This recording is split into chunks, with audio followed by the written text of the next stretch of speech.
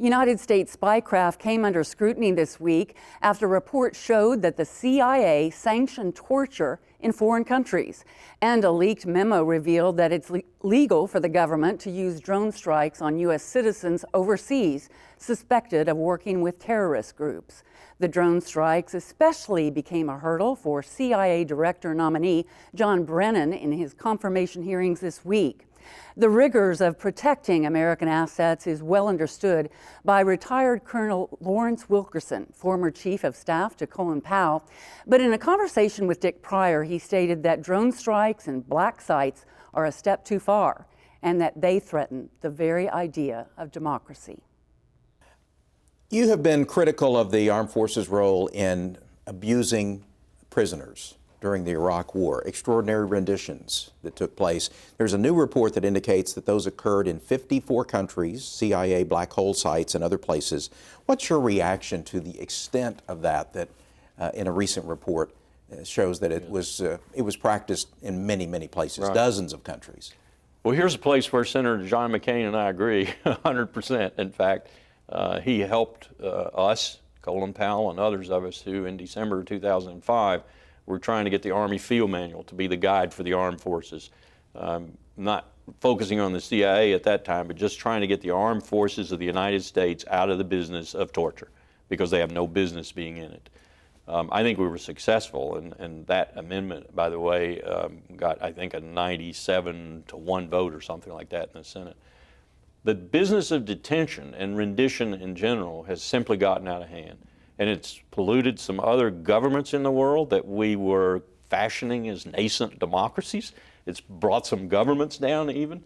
It's caused secrecy and a lack of transparency, in particular in Poland and places like that where we were doing these things. It's not a very effective way to gain actionable intelligence in the first place. It can be used from time to time. It was used in the drug war, for example, when we didn't have extradition treaties in place with a country, and yet that country said, come snatch this person and put him in your system and try him. And we did. From time to time, it might have a utility. It might actually work in a way that we intend it to work. But this kind of massive use of it, and I'm afraid what the current administration is doing is saying, truthfully, we don't torture anymore. But what they're doing is rendering the countries they know damn well do torture. And so they're getting it anyway. They haven't fully ended rendition. No. Is that a mistake? I think so.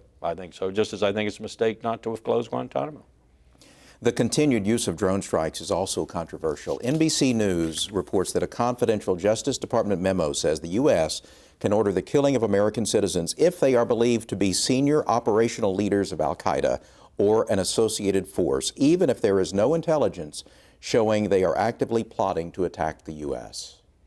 That should scare the dickens out of every American who understands what power is all about and how power can be abused and how our founders set up our process to try and keep that from happening. That should scare every American to death. That is so ambiguous. Who is an associated force? Who is providing material support to terrorism?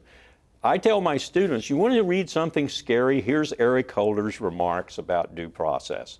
Due process does not necessarily include legal process.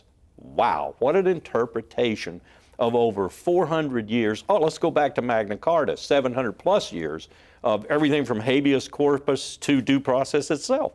This is insanity, and there is no existential threat out there. There are no 28,000 Soviet missiles, nuclear tipped, headed for us.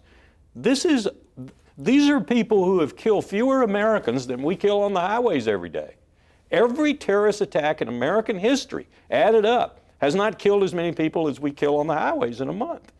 This is crazy to be usurping our civil liberties at the extent to which we're doing it to fight a threat that is so nebulous and so innocuous in the reality of its being. I mean, Ayman al-Zawahiri is a nasty man, and all the people who followed bin Laden are nasty people.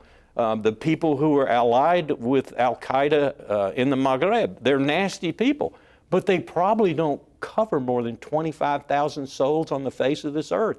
And we are taking down our democracy step by step, attorney general by attorney general, legislation by legislation. Because of this, give me a better reason to do this. How do you think this will affect the confirmation hearings of John Brennan? I think the it's CIA going to make it director? extremely difficult. I think if the president sticks with him, he'll probably be confirmed. But I think progressives, liberals, Democrats, and people in the center in America who compose the bulk of Americans, I still think, are going to be increasingly alarmed at what they hear, like what you just read. And this is the sort of Darth Vader of that whole program, John Brennan. Colonel Lawrence Wilkerson, good to have you here in Oklahoma. Thank you. Thanks for having me.